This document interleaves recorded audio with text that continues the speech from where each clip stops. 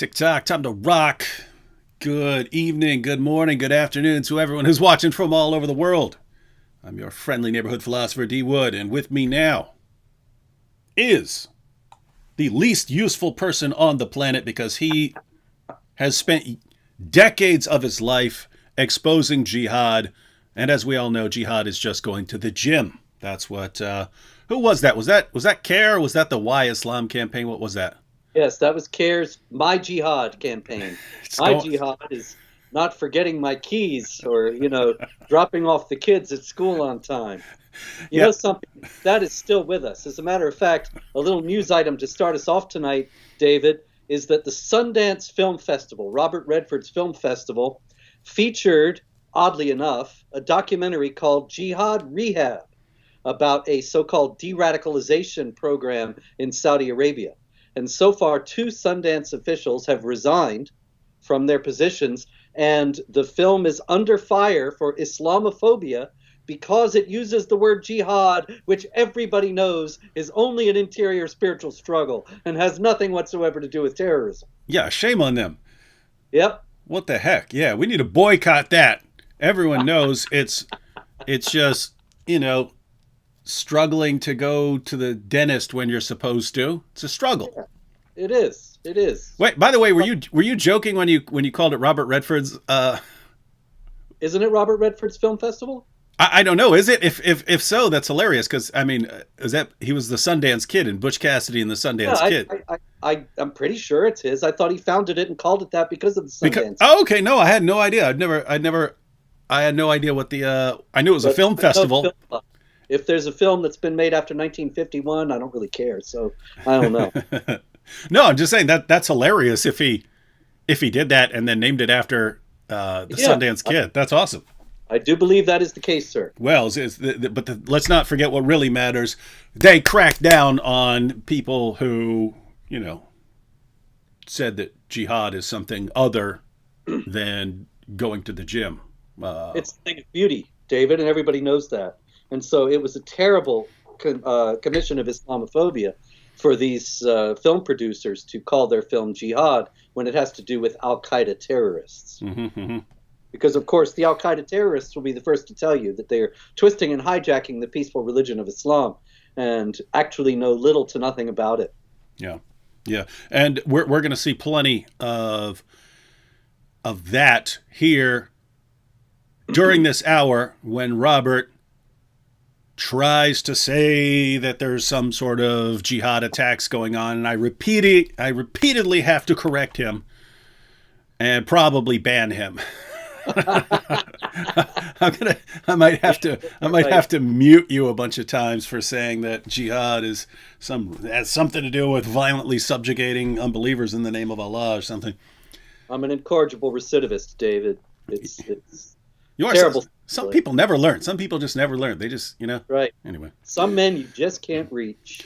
All right, let's talk about one of the first. Oh, by the way, everyone, we haven't done one of these shows in several weeks. I got COVID at the end of December. Did not know that it was COVID. Just thought it was a cold. It felt exactly like a cold. And then after several days, so into January, my wife got tested. Turned out it was COVID. And then so I got tested and turns out it was COVID. And then got over the COVID to where I supposedly didn't have COVID, but I had just an ongoing cough. So throughout the entire month of January, I did get a couple of videos out and so on, but I didn't want to record anything long because I would go into I just kept having to cough, and so it's hard to do anything. So anyway, that's why we haven't been going live. So that's why we haven't been live. But what that means is, Robert, there have been a lot. I'm not sure what to call them because we can't call them jihad attacks. We'll be banned from Sundance. A lot of hijacking of the religion of peace. A lot of misunderstanding. A lot of misunderstanding of Islam events. Exactly. Let's call it that. Now, Robert, the main one lots of people will be thinking of that we missed here because we weren't live would be the attack the hostage situation in Texas, which I was less than 30 minutes from while it was happening. I was debating. I mean, this is an amazing situation. I was debating a Muslim apologist, Muslim debater, Kenny Bomer, on whether Muhammad's relationship with Aisha, his marriage to Aisha, was immoral. This guy that I'm on stage with is repeatedly calling me an Islamophobe, as I have to argue that having sex with a prepubescent girl is bad. And less than 30 minutes away, there's a jihadi, a misunderstander of Islam, with a bunch of Jewish hostages at a synagogue demanding the release of Lady Al-Qaeda. That was going on. All right, so what happened there? Because as soon as it happened, they were saying that it wasn't it had nothing to do with anti-Semitism or something like that. Go ahead and fill us in. The FBI said, the FBI initially said that it was not targeting the Jewish community, which was flatly false, because what happened was Malik Faisal Akram, who lived in Britain, got a visa, came to the United States, which is questionable to start with because he had a lengthy criminal record, which should have disqualified him from being able to enter the United States. And that has not yet been explained, if it will ever be explained. But anyway, he got in, he came over and went to Texas, to Colleyville, right outside Dallas, I believe. And he, he went into a synagogue, took hostages, and was railing all this time against the Jews. The rabbi, who was one of the hostages, the rabbi of this synagogue, said that he was there because he believed that the Jews control the world. And so he thought that if he went to a synagogue and took hostages, the rabbi could get on the phone to the chief rabbi and get Afia Siddiqui, Lady Al-Qaeda, freed. Wow. I didn't know any of that, but I mean, it makes sense if you basically the same things that we've seen for years, especially coming out of, Palestinian TV and stuff, that the Jews they're controlling animals, they're controlling snakes, and they're putting things in everyone's drinks to control the world and so on. So we've seen that over and over again. So I guess it's not a leap to say, hey, take some hostages and they could just get on the phone and have a bunch of people released. So yeah, he had the rabbi call another rabbi in New York in order to demand the freeing of Afia Siddiqui. And it's clear that you're absolutely right. This comes out of, in the first place, the Quran's anti-Semitism. Whoa! Come on, the Quran's anti-Semitism. The Quran's misunderstanding of Islam. Let's see Robert just try and defend that. Come on. The Quran's teaching that the Jews are the worst enemies of the Muslims in chapter 5, verse 82, and that they are always scheming against the Muslims, trying to impede their plans, and consequently you mix this, as the Palestinian media and so many other media outlets in the Islamic world do, you mix this with these conspiracy theories about Jews controlling the media, controlling the political systems of the various countries, then this fellow is going to think these are the people responsible for the jailing of Afia Siddiqui, and these are the people who are powerful enough to get her freed. And it's one of those things where you start with, I mean, as long as you have a delusional belief, then everything else falls into place after that, and your strategy and your theory and your plot and your plan can all make perfect sense based on that insane delusion. And so all stems straight from what we would call the misunderstanding of Islam that is taught in the Quran. Darn misunderstandings of Islam that are taught in the Quran. They are a problem, David. It's a terrible thing. And then to compound the situation, an imam in a Friday sermon in Washington, D.C., Abdul Alim Musa, who has said that he would like to see the United States become an Islamic state by 2050. Who wouldn't? Said that the whole hostage situation in Texas was set up by... Whoa. Let me guess.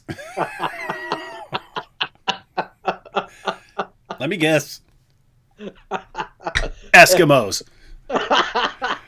Yep, yep. It was all set up by Eskimos, who he called Zionists for some reason, in order to give Muslims a bad name. He said, just think, the other day some fellow that they call a Muslim had something go down in Texas. Now, anyone who's been there more than 2 or 3 years has to know that this is stuff arranged by the Zionists. Why? To give us a bad name. When you look at the World Trade Center, when you look at all those things that have happened here in America, you have to look at the Zionists. Who had the ability to do it? The Muslims didn't have the ability to do no World Trade Center. They couldn't have pulled anything like that off. This is Imam Abdulalim Musa, director of Masjid al-Islam in Washington, D.C. And if you go back to what he said, you said something went down in Texas that is reminiscent of Ilhan Omar. Some people on 9/11 did something. Yep. Wow. These things are very vague. Yes. For some reason. People keep doing stuff for you. In fact, for anyone who doesn't have it, there's a link in the description box to Robert's book. He has a ton of books, but if you want the history of jihad, he has literally written the book on the history of jihad. It'll take you from the time of Muhammad right down to our time. But it's weird how some people keep doing something for 14 centuries straight in the name of some god and some other dude. Anyway. It is very strange. It is. But in any case, the Imam Abdulalim Musa suggested that Malik Faisal Akram was not even a Muslim, but he was actually on the radar of the British intelligence services for many years. He was referred to a counter-terror program. He was seen railing against the Jews, saying that he wanted to kill Jews. He was investigated by MI5, and they decided that he posed no credible threat. That's good to know. Yeah. So, well, you see, everything's all right now. Nobody was killed aside from him in Texas. But actually, he said, another thing he said while he was there was that he wanted to serve as a model for other Muslims to attack other synagogues in the United States. This would go back to, a similar idea. If you really think, hey, these guys can just get on the phone and call up and get some terrorist release, then it seems like a brilliant plan. But gosh, this stuff is nuts. And it's the idea that he's encouraging other people, and that is that's the really creepy thing, because once someone hatches a plan and comes up with a way of doing things, you get all these other people who are inspired by it. It's like as soon as someone started, ramming cars into crowds of people, all of a sudden there was like a wave of them. Like everyone wanted to jump into a truck and run and drive into a crowd. And Al-Qaeda has named him a martyr, saying that there is no greater enemy that the Muslims have than the Jews, which of course comes from the Quran, once again, chapter 5, verse 82. And so it is likely that this kind of talk is going to encourage people, as is the fact that the Blackburn Muslim community, this fellow was from Blackburn, Lancashire in England, they prayed at the news that he had done this, that he would attain the highest ranks of paradise. This was on Facebook. Later on, they took it down when they started to get a lot of flack about it. But I wonder why no doubt they were enthusiastic about his actions initially. I wonder why you would think that has something to do with paradise. If Muhammad had said, that jihad or fighting in jihad or fighting the unbelievers was some sort of great deed, then maybe. But and if the Quran had said paradise is guaranteed to those who kill and are killed for Allah, something like that might encourage people to do something like this. Yeah, fortunately, we don't have any of that, ladies and gentlemen. Nothing like that anywhere in. It's definitely not over and over and over again in the Muslim sources. Let's just put it that way. Indeed. All right, so I'm guessing that has to. We occasionally, in various ideologies, you occasionally have some just really weird dude come out of nowhere. Like you had in New Zealand, you had that guy who's a self-proclaimed, what do you call himself, an eco-fascist or something like that? Got me, I don't know. Something, yeah, in his little manifesto, it said he's something like an eco-fascist or something like that. And then you had Anders Breivik, and he eventually declared that he's an Odinist, and I saw him doing a Nazi salute and stuff like that. But so you have some weirdos come out of weird ideologies here and there, but they're rare. So obviously, if we got this guy down in Texas and another guy over here, obviously you've reached your quota of total wackos who have no clue what they're talking about, and they're just crazy. It has nothing to do with their ideology. So we've reached their quota. So there's no more, right? Well, as a matter of fact, David, there's a news item out of Chicago. A gentleman named Shahid Hussein, who had a very interesting fashion sense. If you see the mugshot of him, he's got a little mustache right here, but it's trimmed. It doesn't go all the way across, just right in the center. Huh. I don't know where he got that idea. No. But he was arrested for recently painting the famous Nazi symbol on the wall of a synagogue and on the grounds of a Jewish high school in Chicago. This is just a few weeks ago, right after the Texas synagogue incident. He's also accused of shattering a glass door and cracking another at a synagogue a few blocks away. And he was seen at yet another synagogue, kicking in inside and railing about the Jews. Huh. So you got to wonder, David, there's quite a lot of anti-Semitism for some reason. When Muslims misunderstand Islam, they often do it in a violently anti-Semitic manner. It just sucks that the true religion, whose God brags throughout the Quran over and over again like a beating drum about how crystal clear his commands are, keeps producing so many people who misunderstand it in exactly the same way. I don't know. It's extraordinary. An error in communication of catastrophic proportions from the greatest communicator possible. The clearest communicator possible, yeah. Yeah. Okay, and then we go to Wisconsin, to Wausau, Wisconsin. Noticing a lot of places in America here. Yeah, I got quite a lot of American Jihad. American Jihad. And this is Matiullah Mathieh, who was an Afghan refugee. Very charming fellow and very mediagenic. He became the subject of several, not one, but several features on WSAW there in Wausau, Wisconsin, about his plight in Afghanistan and his new life in America, and how grateful he is to be here. He said, this is a new culture, a new life, but I'm feeling... I like him already. Sounds like a really good guy. He said, I moved from small America, because that's where he was from, Lashkar Gah in Afghanistan, which is called Little America. And he moved from Little America to Large America. He said about the people in Wausau, I like these people. It's a very nice and beautiful city. I cannot imagine the night when I arrived first to the Wausau, and the mayor, Ms. Katie, and all the church ladies and gentlemen came for my welcoming.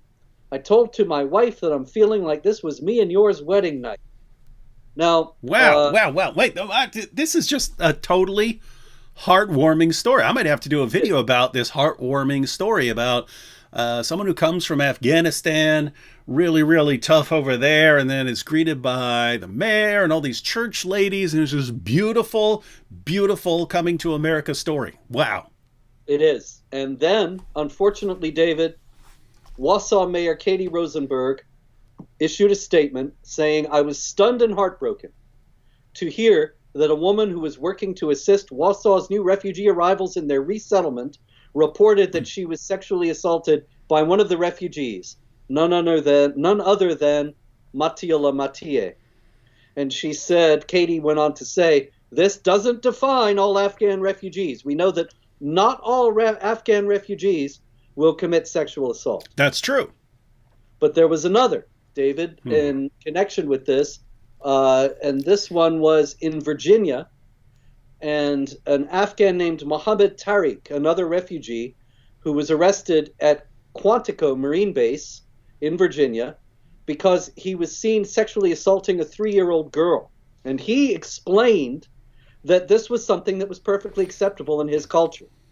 And I would not be surprised if Matiola Mathieu in Wausau, Wisconsin, also thought that what he was doing was perfectly acceptable because, of course, a woman who's not covered, who's not veiled, chapter 33, verse 59 of the Quran says that you veil in order to not be molested. Mm-hmm. So if you are not veiled, you are inviting the molestation.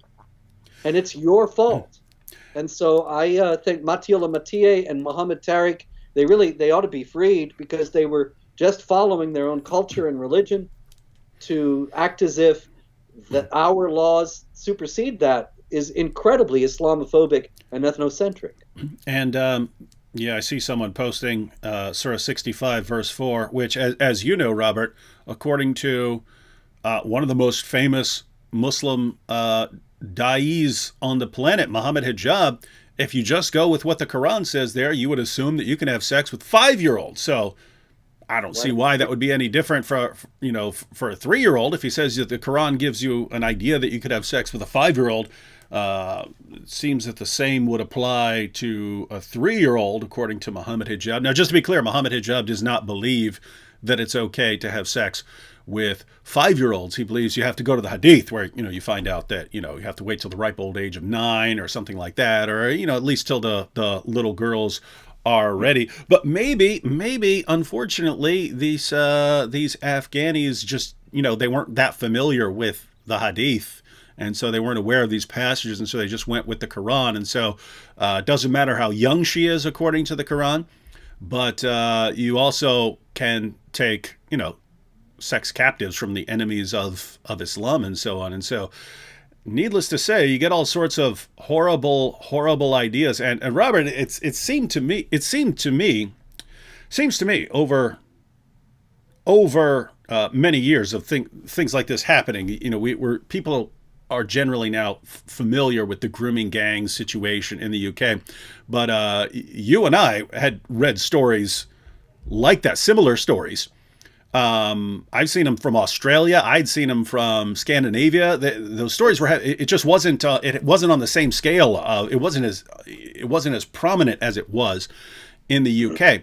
But you have all of these situations with immigrants coming and just thinking it's perfectly acceptable to rape, gang rape, pimp out these non-Muslim girls, and it seems that in places like Afghanistan, where you have death penalties for all kinds of things, like someone could just kill you if you get out of line looking at his sister wrong or something like that, or she'll get killed too.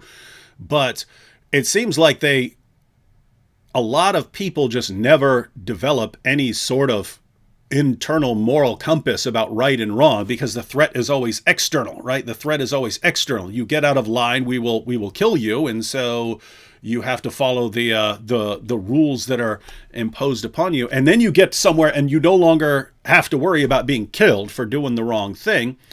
And they just seem to lose their minds. Wait, now I can just go out and rape and do whatever I want. And no virtue is ever inculcated. It's never said these things shouldn't be done because they are harmful to you and to the person that you're doing them to. And thus, you're better off if you do not do them. This kind of thing is never taught. It's just, if you do this, we'll cut off your hand or stone you to death or whatever.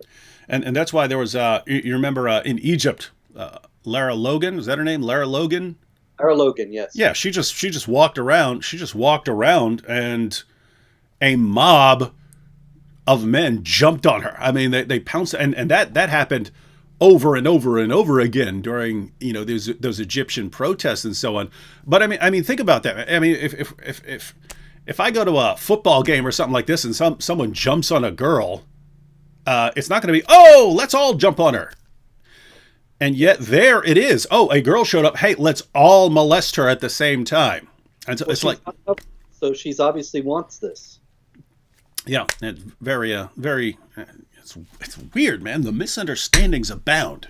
All right, It what is. else we got? Hey, I got a big misunderstanding story for you out of Colorado. Still in the U.S. Oh Guys, yeah, guys, keep in mind we're in the U.S. Aurora, Colorado. A 19-year-old man was arrested. This was last Sunday for setting fire to his house. Mohammed Ibrahim Afia was setting fire actually to his sister's dolls on a lit stove because Whoa, whoa, Allah. whoa, whoa, whoa, whoa, whoa, whoa! See, right now, I could. Some crazy guy burned down a house. There's no way this could at all be connected to anything Allah or Muhammad have ever said. Right? Crazy person burns down a house. You want to say it's got something to do with Islam? All right, finish right now. But we already know this is totally pointless. Well, I'll tell you, David, Muhammad Afia himself said that everything he did because Allah told him to do. Now, you might think, okay, so this guy is crazy. But what Allah told him to do was to burn the idols in the house. And there is a hadith from Sunan al-Nasai that says Ali came to some people of Az-Zut who worshipped idols and burned them. Mm-hmm. So it's really not out of the realm of possibility that this guy thought that he needed to burn these dolls because they were idols. I mean, that's absurd, but that's what he thought. And that the best way to get rid of the idols would be to burn them because this was about imitating Muhammad. And by the way, everyone, because we understand there can be people who aren't familiar with discussions we've had in the past, or articles, or videos, and so on. Dolls are not allowed in Islam after you've reached the age of puberty, after you've reached the age of moral accountability. And that's actually how we know that Aisha had not reached puberty when Muhammad started having sex with her. In fact, she didn't reach puberty until several years after he started having sex with her, because it specifically says that when she was brought to his house in order to consummate the marriage, she said, my dolls were with me. And the Muslim sources say that she had dolls, she kept dolls in her house and so on. That was only allowed before you've reached the age of moral accountability. Once you reach puberty, then dolls had to be destroyed. And so Muhammad Afia took care of it at his house. Took care of those dolls. He set a fire in the house itself. Well, he's charged with all kinds of arson charges and so on. We'll see how that works out. Okay, now let's go to Kansas. What? It's just like every state in the world. Well, David, it has been 3 weeks. Wow. Overbrook, Kansas. A school teacher named Allison Fluke Ekren converted to Islam, started to call herself Muhammad al-Amriki, that is the mother of Muhammad the American. Mm-hmm. She has been arrested, charged with providing and conspiring to provide material support to ISIS. She was plotting jihad massacres in the United States on college campuses and shopping malls. She said that the believers should dress like infidels and drop off a backpack with explosives on a college campus.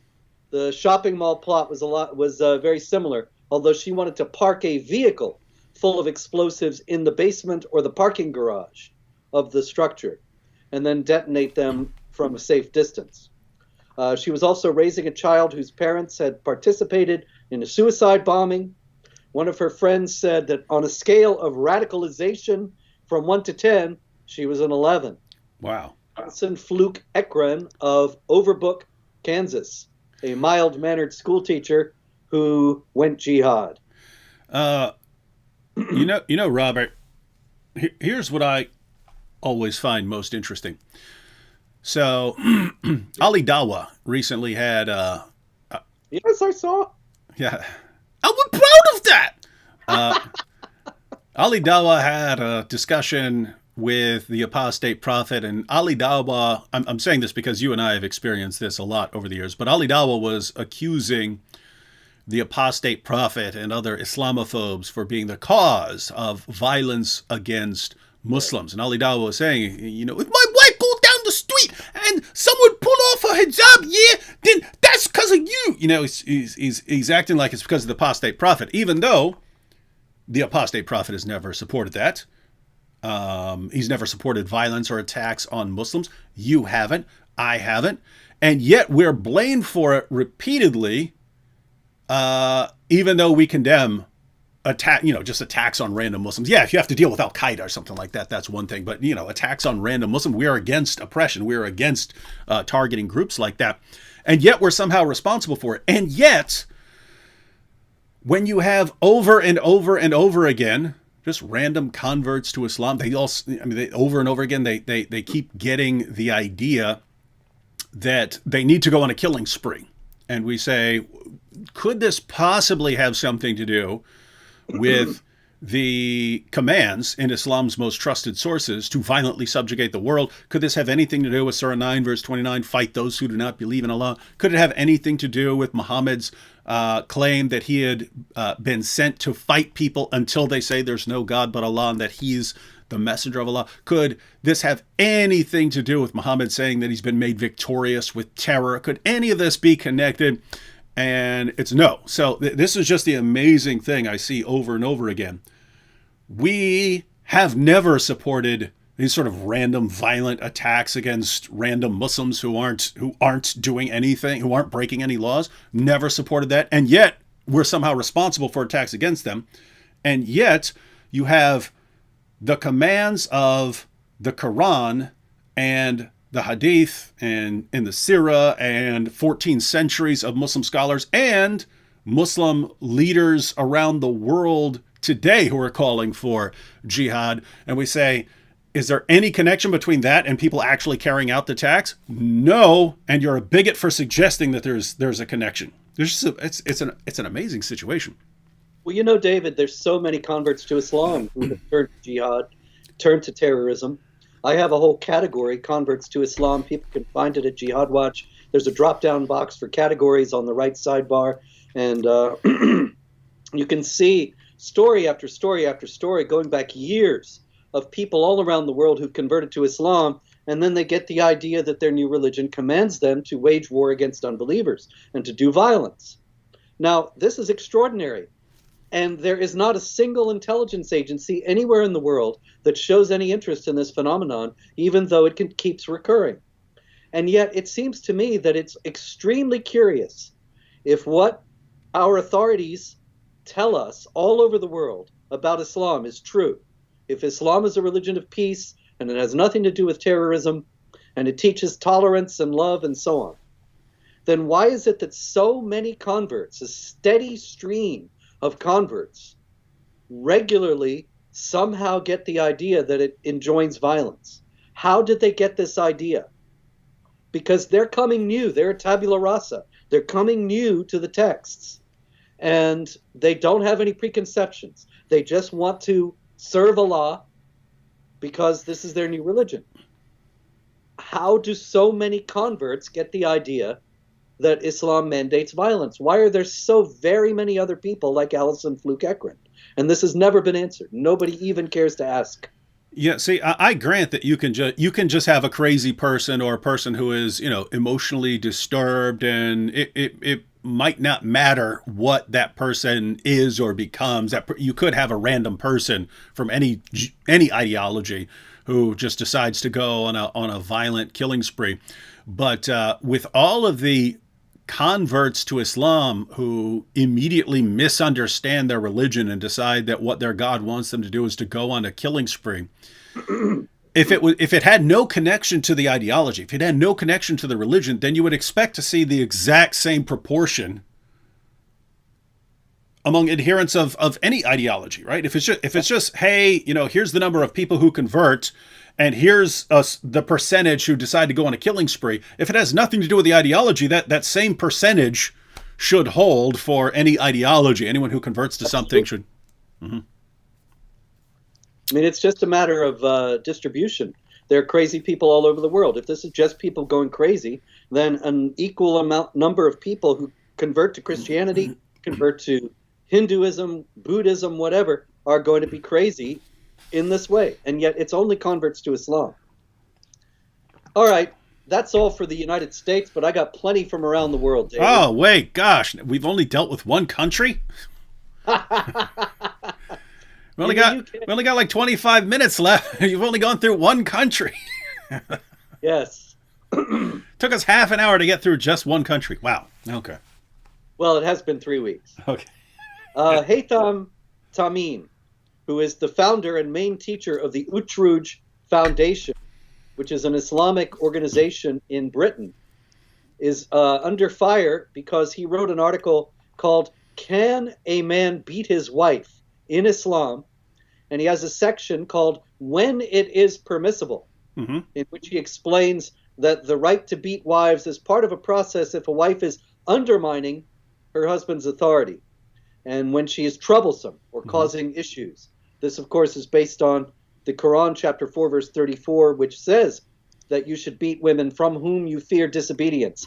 But I found it kind of interesting that the National Secular Society is where I got this article, and they're all upset about it, and all these other people in Britain are upset about it, as if this fellow is unusual. And yet, I think, what? Did you expect him to ignore the Quran? Do you think he's the only one who teaches what the Quran says about beating a disobedient woman? And, of course, this is just part of the denial about the nature of what they're dealing with that we find all over the West. Yeah, and I mean, you have mainstream popular Muslim apologists right now defending wife beating. So Daniel Hakikachu, very popular Muslim, hero to many. And he actually goes into great detail to defend wife beating in Islam. And his argument goes along these lines. Hey, we all agree that people need to be punished in certain situations. And you would even agree, I mean, people would generally agree if a woman does something really, really bad, breaks the law or something like this, that the state would have the authority to punish her. So why wouldn't her husband have the authority to punish her by beating her? And really, this is Hakikachu, not D. Wood, wouldn't it be better for her husband to punish her when her husband loves her dearly? Wouldn't that be better than the state punishing her, and the state doesn't love her dearly? And therefore, it's important for men to have the right to beat their wives into submission. So this isn't just, and this is what I find amazing, right? We're repeatedly told whenever these, hey, Islam says that you kill apostates, Islam says that you can beat your wife into submission, and it really seems to be a popular perspective among non-Muslims that it's just like some fringe minority who might believe these things, and yeah, maybe in their texts, but who cares, because most people don't believe that. And yet people, Ali Dawah, one of the most popular da'is on the planet. I mean, he openly says, hey, once we get control, we're going to come kill you apostates. He openly says that, and he's extremely popular for it. Daniel Hakikachu defends not just killing apostates, but beating women. He's extremely popular. And, whenever they do statistics, you find like, 90% or something like that, or people in Egypt say, yeah, you should kill apostates. And it's just, somehow it's still built into people's thinking. Tiny fraction of people. Why? Because I have several Muslim friends and they've never said that. Therefore, let me just pretend that applies to the entire population of the world. Power of propaganda. But, the wives are not being accused of criminal acts. So that's the problem with Hakikachu's argument. But yeah. I suppose that's for another day. France, a Muslim holding a Quran and screaming Allahu Akbar injured 3 people with a wrench that he was holding as well.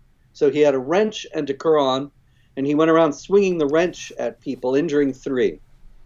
Also in France, a Muslim entered a church during a funeral, screamed Allahu Akbar, and then got out a marker and put a Nazi symbol on the wall.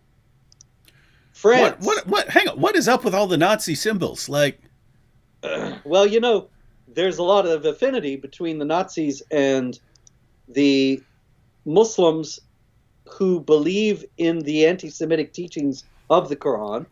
because they both hate Jews. Now, Robert, I have to step in here. If that were the case, I would have expected Adolf Hitler to work with some Muslims and to like the Mufti of Jerusalem, for example. Oh yeah, I forgot about that one. Raise up a SS division in Bosnia of Muslims. That's what you'd expect. Yeah. And what wasn't he the guy that said, why did we have to get the Christian religion? Yeah, Hitler remember that? Yeah, Hitler. Why did we have to get the Christian religion? Why not the Muslim religion? Well, that's right. It would have been more suited to the German martial temperament. Yeah, and he was actually still a racist. So he was still a racist against Arabs. He viewed them as inferior. So he believed they had the right religion, but that the people just couldn't carry it out properly, and that if that religion had been combined with what he viewed as these superior qualities of his master race, that you would conquer the world. That's what he said. Sick stuff. Another one out of France. Another Muslim migrant with a long knife and holding a Quran also entered a church also, faced Mecca, and began to pray. Oddly enough, some people found this menacing, probably because of the long knife. And he was removed by police in an act of Islamophobia. But you notice that there's a certain commonality to these. We had one Muslim holding a Quran, injuring people with a wrench and screaming Allahu Akbar. Another Muslim holding a Quran and a knife, going into a church, starting to pray. Another Muslim going into a church, screaming Allahu Akbar and putting the Nazi symbol on the wall. Also in France recently, David, there was a documentary that aired on a television program, a popular television program called Forbidden Zone. And it was about a town in France called Roubaix, and about how it has a very large Muslim population, and it is increasingly Sharia adherent.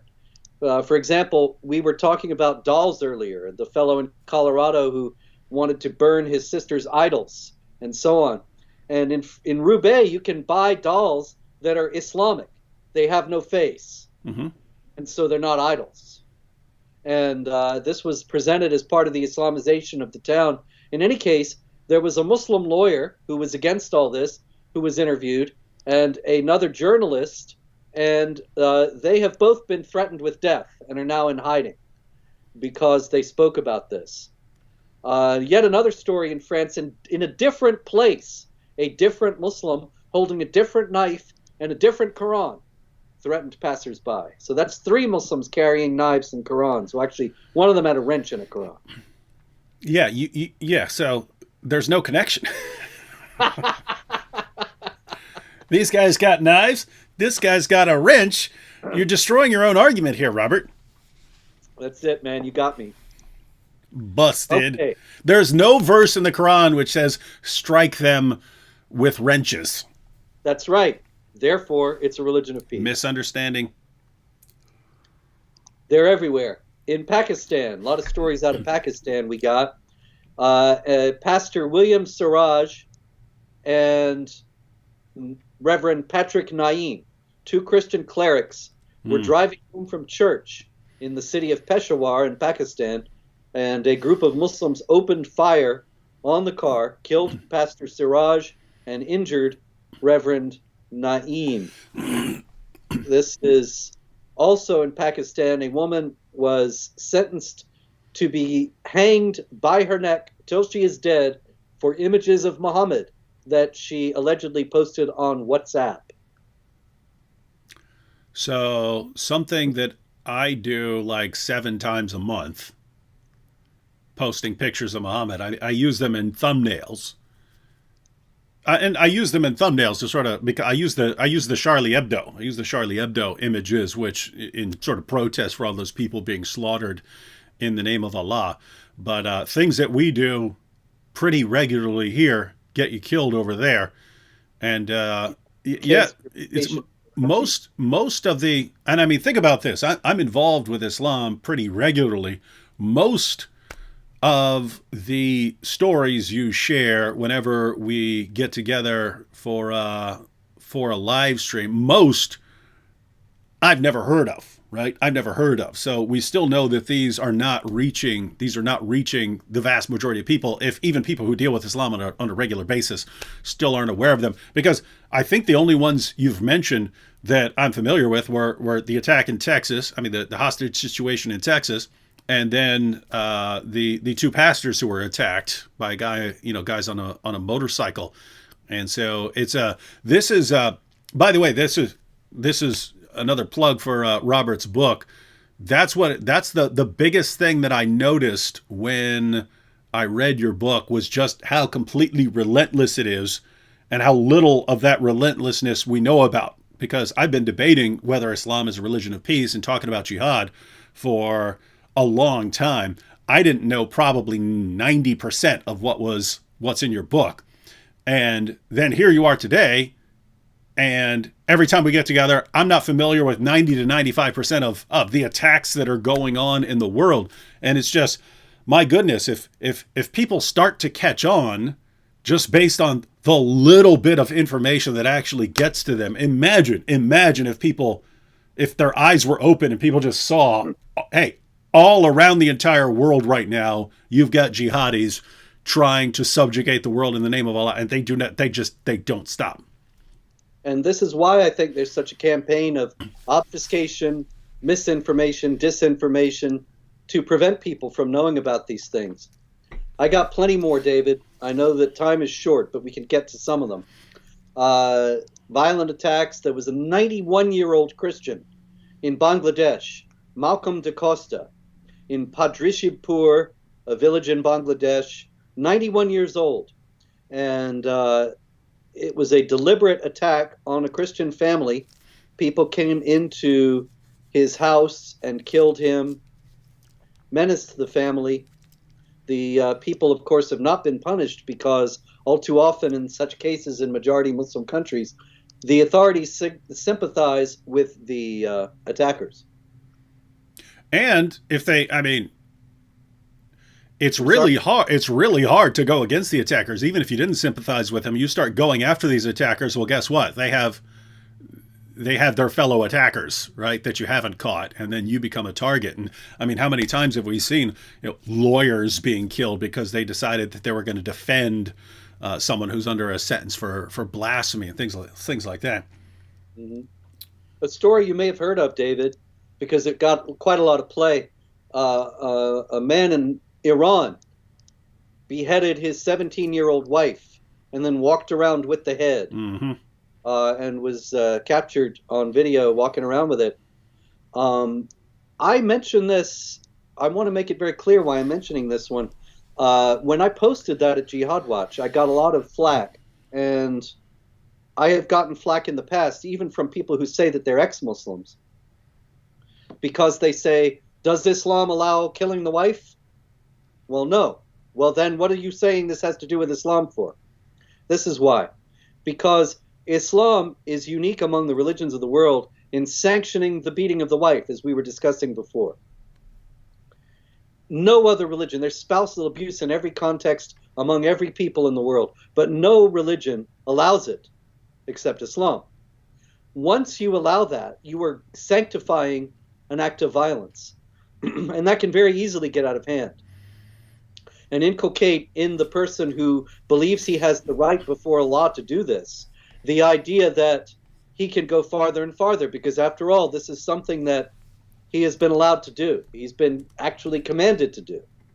And so I believe that the beheading of the wife in Iran, in this very famous story from this past week, it's a manifestation of a culture of violence that is created by chapter 4, verse 34 of the Quran and the passages of the Hadith that sanction and strengthen the allowance for wife beating.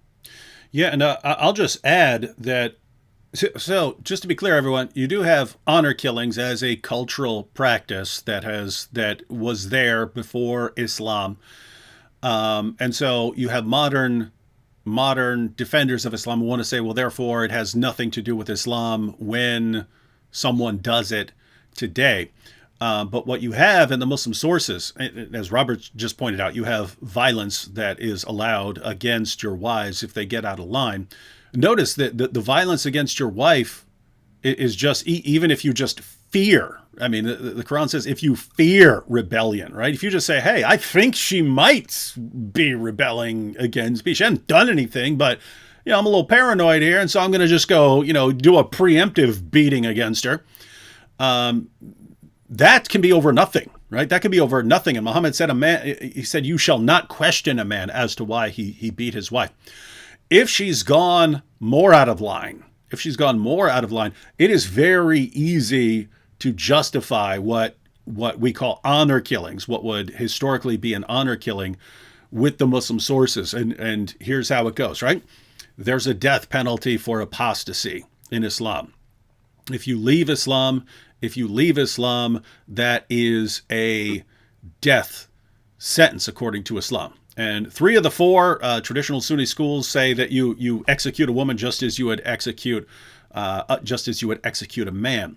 And so death penalty for not continuing to follow Islam, for leaving Islam. But notice what you have here in the Quran. This is Surah 4, verse 65 of the Quran.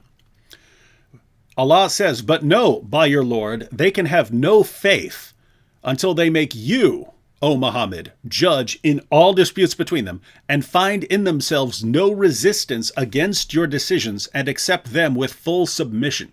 And notice what that just said. You have no real Islamic faith if you have any disagreement about anything Muhammad says, if you haven't completely submitted to everything Muhammad says. And so you're not a real Muslim if you are not following Islam really, really well. And what does that allow? My wife is, she's dressing in the wrong way. She's following American rules. She's not submitting to me properly. Does she really believe in this? Is she really a Muslim according to Surah 4, verse 65 of the Quran? No. Well, what's that mean? Apostate. Huh? Yeah, so she's an apostate. Wait, you kill apostates. Gets even stronger, because Muhammad also said, carry out Allah's penalties even against your own family members. So wait a minute, the penalty for my wife, because she's not really a Muslim according to Surah 4, verse 65 of the Quran. The penalty against her is death. I'm supposed to carry out penalties even against my own family members. And guys, keep in mind, we're not the only ones who start thinking like this. Abu Bakr, after Muhammad died and Abu Bakr had to fight the apostate war, some of those apostates weren't just like saying, hey, we're no longer Muslims. They were just people who say, hey, we don't believe in paying our zakat to Abu Bakr, right? We'll do our zakat on our own. We'll give alms on our own. We don't have to do it to you. And Abu Bakr said, if you don't give me even a piece of rope that you would have given Muhammad, I'm coming to kill you. And so notice what he's saying. He's saying, you're not renouncing Islam. You're not renouncing the 5 pillars. You're just not doing things in exactly the way he says you have to do them. That's enough for you to be killed as an apostate. And then you've got fathers, brothers, husbands killing women, killing wives, killing daughters, killing sisters, killing them for getting out of line with Islam. And you just say, we don't see the connection here. Come on. There's also Khidr, Yeah, in the Quran. Chapter 18, verse 80. This strange figure, not named in the Quran, but called Khidr in Islamic tradition. He's walking around with Moses, and he kills this boy. And Moses asks him why. And he says, and as for the boy, his parents were believers, and we were afraid that he would oppress them by rebellion and disbelief. So he kills the disbelieving boy. That, of course, is in the Quran. It's behavior that can be emulated. Mm-hmm. Okay, Germany. View from Germany, very much like in France. In Germany, a Muslim entered a church during a service, threw himself on the ground, and began screaming about Allah. In Germany... I can't hold that against him. I scream about Allah a lot, too. He was probably a fan of Acts 17 apologetics. Germany also, a Muslim migrant was arrested with a gun at a train station. He said he wanted to kill as many people as possible. But he was not able to do so. He was unfortunately apprehended before that. Okay, going on to Africa, we have in the Congo, Muslims murder at least 12 people, torch 6 houses, burn 4 motorbikes. Now, the motorbikes is really too much. Yeah, you gotta wage jihad on those motorbikes. Nigeria, Muslims murder 11 Christians, burn an elderly grandmother to death. Also in Nigeria, a separate incident. Muslims murder 4 people, abduct 24, burn down 4 churches, 33 shops, and 73 houses. In another incident, jihadis murder 22 Christians, burn down 24 houses. In another incident, also in Nigeria, screaming Allahu Akbar, 18 Christians murdered. In another incident, also in Nigeria, this was actually a man on Twitter, a Nigerian, explaining that he was actually kidnapped by jihadis while he was riding down a road in Jos in Nigeria. And he said that they asked, "Are you Muslim or Christian?" And when he said he was Christian, they intensified the beating. And this, of course, is because of the imperative to wage war against unbelievers. And by the way, the reason you have so many attacks in Nigeria is that is, ladies and gentlemen, that's one of the dividing lines where you have massive Muslim majority on one side of a dividing line in Nigeria and massive Christian majority on the other side of the line in Nigeria. It's one of the dividing lines. And so the jihadis are constantly trying to push that back, push that line forward, right? And so that's one of the reasons you have so many attacks there. Whereas in other parts of the world, you'll have large parts of the Muslim population who are, oh no, Islam's peaceful and tolerant and so on. When you get to the areas where, hey, we're trying to expand the realm of Islam, a lot more attacks. Also Kenya, same thing, David. An attack on a bus, jihadis murdered 13 people. They often stop the buses in this area of Kenya and do the same thing that they did in this Nigeria story we were just talking about. Ask the people on the bus, are you Muslim or Christian? Or they ask the people to recite the Shahada or something else Islamic. And if they won't do it or can't do it, then they're killed. I remember that. I think it was in that mall massacre from years ago. That was in Kenya, wasn't it? But I think the jihadis were going up to people in the mall saying, "Are you Muslim?"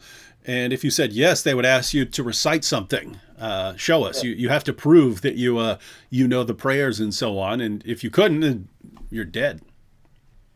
Also in Kenya, actually outside Kenya, in the Democratic Republic of the Congo, Kenya's most wanted terrorist, Rashid Mohammed Salim, was captured at the end of January, and they got him talking. He explained that he killed a soldier, a Kenyan soldier, in the name of Allah, as part of efforts to ensure that Islam can rule the whole world. I wonder where he got that idea. Yeah, no idea.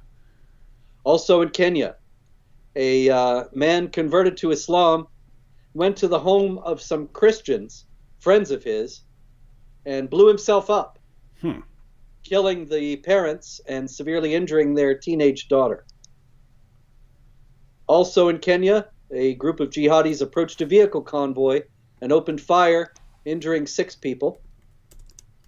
Then we go to Thailand, where jihadis placed bombs in front of convenience stores, shops, a market, an animal hospital, and a car care shop. Meanwhile, in Belgium, an imam has been found to be preaching jihad in the Grand Mosque, the Al Khalil Grand Mosque in Molenbeek. But he was supposed to be deported, but actually his residence permit was withdrawn. And then another imam from Belgium, he was supposed to be deported, but then the deportation was canceled on human rights grounds. But I got to wonder about the human rights of the people who might be killed in jihad attacks that he is responsible for there in Belgium. That doesn't seem to be on the radar. I got more, David, but I see it's 9 o'clock. Yeah, it's just doesn't seem like an hour is long enough to just briefly mention the attacks that are occurring around the world. So, very strange situation. All right, so ladies and gentlemen, I've mentioned Robert's book. If you want the history of jihad, in other words, if you want to go from the time of, if you want to learn about the time of Muhammad down to the present, get that book. If you want to learn what's going on in the world today on a daily basis, go to Robert's site, jihadwatch.org, and the links to both of those are in the description box. All right. Any final words for everyone, Robert? This never ends, ladies and gentlemen. And we joke about how there's not going to be any jihad next week, but the jihad imperative is going to continue as long as there are people who believe that Muhammad is the prophet of Allah, who commanded him to fight against people until they confess that there's no God but Allah and he is the messenger. And so there will always be jihad. And what we need to do collectively around the world, the non-Muslims, is formulate a coherent and intelligent response to it, but instead, most of the world's authorities are in total denial about this. So everyone, become informed, inform others, so be able to tell other people, so stay up to date with Robert's site and be able to inform people, share these stories on Twitter and Facebook and so on as they come out so that other people know about them. Learn about the connections to the teachings of Muhammad so that you can point out where people are getting these ideas. And then when the question inevitably arises, but what do we do about it? Well, don't go attacking Muslims. Don't go pulling off hijabs. Expose Muhammad and the Quran. Learn how to expose Muhammad and the Quran. That is how you solve the problem of jihad. All right, we can say we wouldn't be back next week, Robert, but we know that's a lie, as you've pointed out. See everyone next week when we'll talk about everything that happens between now and then, and sadly, there will be a lot. Indeed. Thank you, David.